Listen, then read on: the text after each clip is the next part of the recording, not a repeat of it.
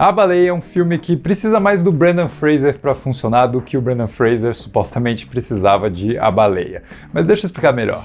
Esse novo filme do diretor Darren Aronofsky está colocando o Brendan de volta no mapa depois de ele ter sido ignorado pela indústria por quase 20 anos, né? Graças a um assédio que ele sofreu em 2003 e que foi silenciado, já que o mundo ainda estava há alguns anos do movimento Me Too e as milhares de denúncias que finalmente foram ouvidas. Só que o lance é que, mesmo sendo expulso de Hollywood, o Brendan Fraser nunca teve nada a provar com relação ao seu talento, né? Que já tinha surgido em filmes tão diferentes quanto Endiabrado, que mostra o seu lado cômico, A Múmia, que traz aquele charme aventureiro, e Código de Honra, com um lado mais dramático. Então, dizer que A Baleia é o filme que está salvando a carreira do Brendan Fraser, ou que está provando que ele é um ator excelente, né, me parece um jeito de ignorar todo o trabalho que ele já fez, inclusive durante esses anos afastado de grandes produções. E eu entendo que A Baleia realmente está atraindo muita atenção para ele de novo, né, isso é inegável e também é muito bom, mas talvez se não fosse por esse filme, ele poderia retornar com outro projeto, porque ele realmente é um ator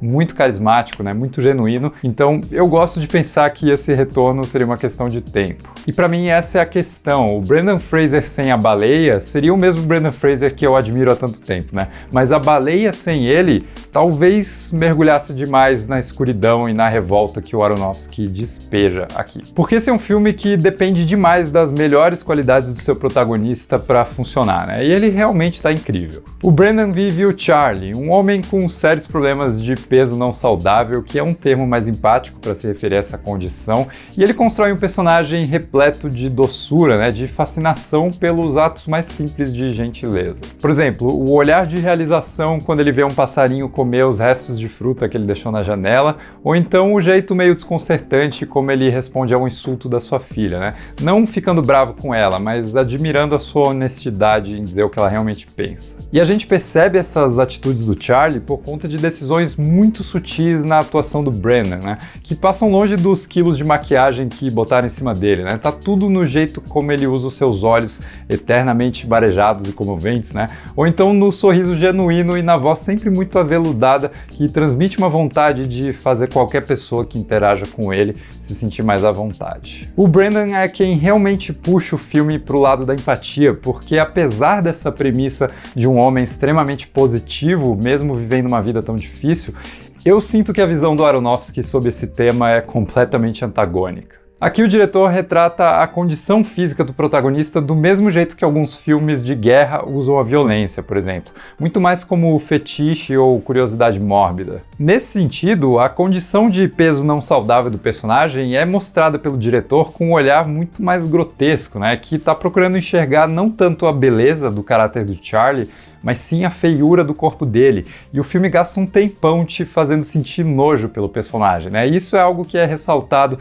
por praticamente todos os aspectos técnicos da produção. Repara como a casa dele é escura e marrom, né? Os corredores são apertados e tudo parece sempre meio oleoso, como se o próprio filme estivesse suando junto com o personagem. Além disso, o mundo ao redor da casa do Charlie está sempre chovendo, né? Como se ele fosse mesmo essa baleia eternamente cercada por água de todos os lados. E daí vem o paralelo bem óbvio que o roteiro faz comparando o Charlie a Moby Dick, né? Junto com a trilha sonora que emula os sons longos e ecoantes dos cetáceos marinhos. Todos esses aspectos técnicos são interessantes e estão muito bem amarrados na temática do filme, né? Mas aí que entra o aspecto crítico da coisa, porque não é só o que o filme está mostrando, né? Mas é o que ele está querendo dizer com isso. E com toda essa linguagem visual, eu sinto que o Aronofsky estaria dizendo pra gente reparar justamente no aspecto mais grotesco da existência de pessoas com essa condição, né? Nem tanto para que a gente confronte nossos preconceitos, mas quase como se ele estivesse fazendo um estudo de laboratório sobre o que faz a gente sentir repulsa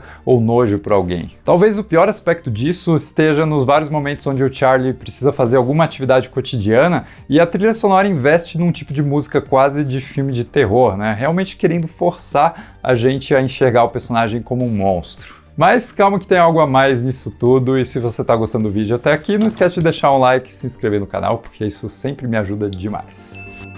Eu disse que o Aronofsky estaria dizendo tudo isso, né? Porque na verdade eu acho que ele tá preocupado com outra coisa completamente diferente. Logo no começo do filme, o Charlie conhece o Thomas, que é um missionário evangélico, né? Interessado em converter o Charlie a qualquer custo. E esse personagem é o veículo pelo qual o diretor, mais uma vez, exercita o seu grande incômodo com a religião. E beleza, essa temática já tá presente na peça original do autor Samuel Hunter, né? Que ele adaptou aqui para esse filme. E o próprio Samuel é um cara gay que sofreu com a intolerância religiosa e teve que lidar com esses problemas de compulsão alimentar por conta da depressão que veio com isso tudo. Mas eu acho que o Aronofsky pega essa discussão muito válida que o autor levanta no texto original e mergulha essa discussão no seu já conhecido desdém pela religião. A religião tem sido o tema principal de grande parte dos seus filmes, né? Por exemplo, o filme da história de Noé subverte completamente o que está na Bíblia, quase que para irritar os cristãos desavisados que foram no cinema assistir. Aí tem o caso de Mãe, que é uma crônica da história de criação do mundo pela perspectiva da natureza em si.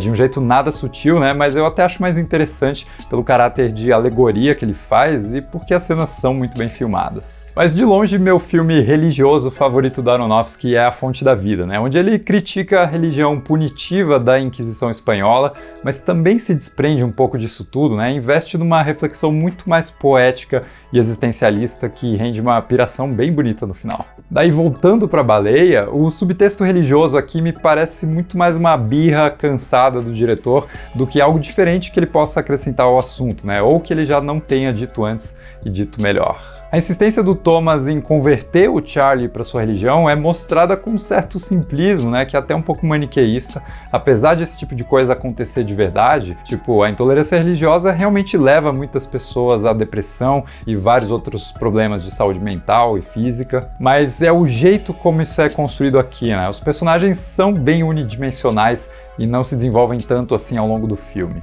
Outro exemplo é a filha do Charlie, interpretada pela Sadie Sink, que praticamente não tem nenhuma outra emoção que não seja o ódio. E eu achei isso bem incômodo. Diferente da Liz, interpretada pela Hong Chau, que faz um trabalho excelente em trazer bastante nuance e muito mais camadas para essa discussão toda, né? E ela também foi indicada ao Oscar merecidamente. Eu acho que a grande conclusão é que o Aronofsky parece desperdiçar a chance de abordar o tema das pessoas com peso não saudável para falar de novo sobre o assunto religioso, que é uma discussão interessante, né? Mas para um filme que se vende como um olhar diferente sobre pessoas como Charlie, eu sinto que o diretor só usa isso para fazer o filme se destacar e chamar a atenção. E nesse processo, ele ainda tira da história muito da humanidade que ela poderia ter, né? Por conta das escolhas estéticas pensadas para deixar a gente com nojo do protagonista.